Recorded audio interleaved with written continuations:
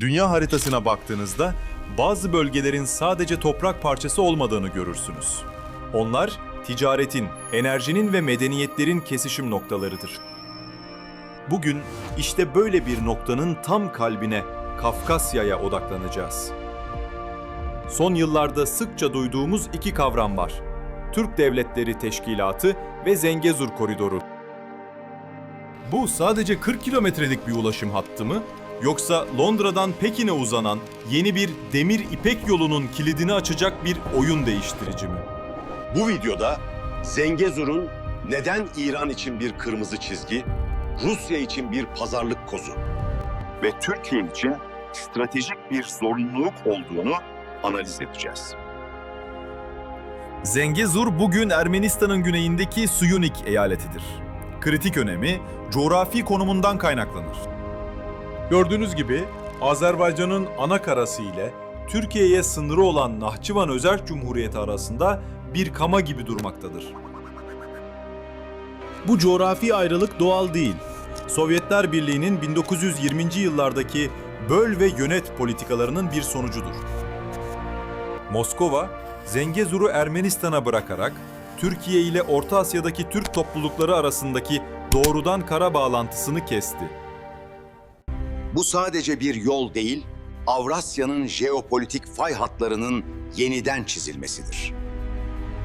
Bu proje 2020 yılındaki 2. Karabağ Savaşı sonrası ciddiye bindi. Azerbaycan'ın zaferiyle sonuçlanan savaşın ardından imzalanan Ateşkes Anlaşması'nın 9. maddesi bu koridorun açılmasını hükme bağlıyordu.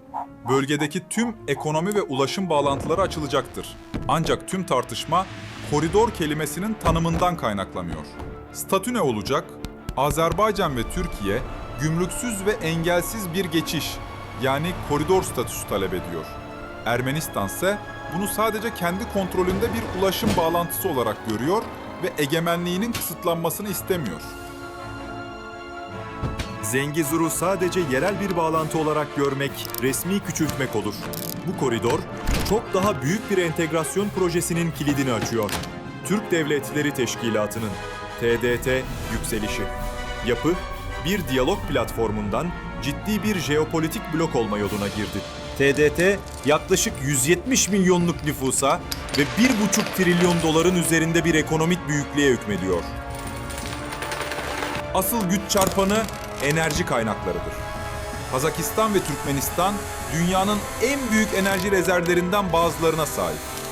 Zengezur Koridoru, bu dağınık ülkeleri ekonomik, lojistik ve siyasi olarak birbirine kenetleyecek ana arter olmayı vaat ediyor.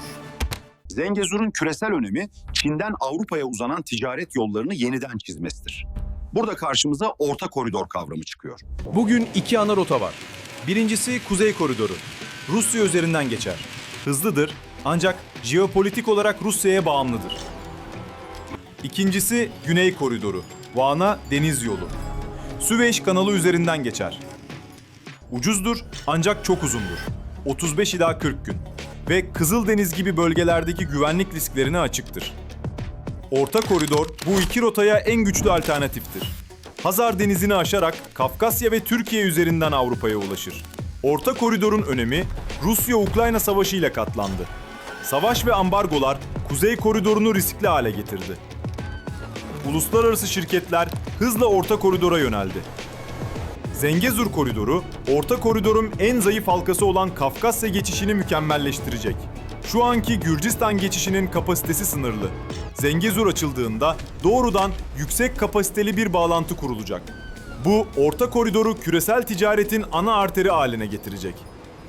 Bu kadar stratejik bir projenin önünde elbette engeller var. Bölgedeki büyük oyuncuların pozisyonlarına bakalım. Projeye en sert muhalefet İran'dan geliyor. Tahran için Zengezur Koridoru bir kırmızı çizgidir. Neden bir? Sınırın kaybı korkusu. İran'ın Kafkasya'ya açılan kapısı Ermenistan'dır. Eğer Zengezur Koridoru bu sınırı önemsizleştirirse, İran jeopolitik olarak izole olabilir. Tahran bunu kabul etmiyor. Neden 2? Türk etkisinin artması. İran, entegre bir TDT bloğunu kendi nüfuzuna ve iç istikrarına tehdit olarak görüyor. Neden 3? Ekonomik kayıp. İran transit gelirini kaybedecek. Bu yüzden bağlantının kendi topraklarından geçmesini istiyor. Aras Koridoru. Rusya'nın pozisyonu daha karmaşık. Moskova hem fırsatları hem de riskleri görüyor. Risk. Rusya Kafkasya'yı arka bahçesi olarak görür ve Türkiye'nin NATO artan etkisinden rahatsızdır. Fırsat. Rusya, Batı ambargoları altındayken Türkiye ile olan ticaret yollarını çeşitlendirmek istiyor. Rusya'nın şartı. Kontrol. Koridorun güvenliğinin Rus sınır muhafızları FSB tarafından sağlanmasını istiyor.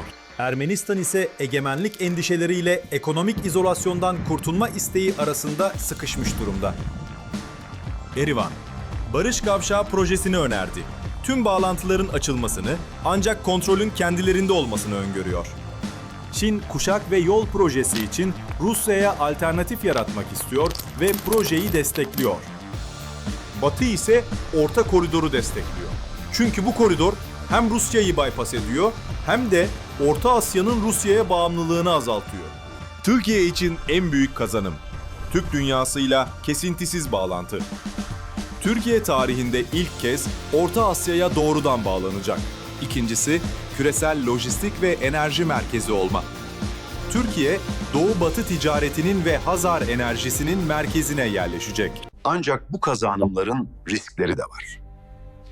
En büyük risk İran'ın sert muhalefetidir. İran'ın koridoru engellemek için askeri veya hibrit yöntemlere başvurması bölgede yeni bir çatışmayı tetikleyebilir. İkinci risk, Rusya ile rekabet. Koridorun kontrolü konusunda Moskova ile yaşanacak anlaşmazlıklar ilişkileri gerebilir. Özetle Zengezur koridoru 40 kilometrelik bir yoldan çok daha fazlasıdır. O, tarihi İpek yolunu canlandıran ve TDT'yi küresel bir aktör yapma potansiyeli taşıyan bir projedir. Ancak bu anahtarın kilidi açabilmesi için Kafkasya'nın karmaşık jeopolitik mayın tarlasında dikkatli adımlar atılması gerekiyor. Zengezur'un açılması tüm Avrasya'nın kaderini değiştirebilir. Bu jeopolitik satranç oyununu takip etmeye devam edeceğiz.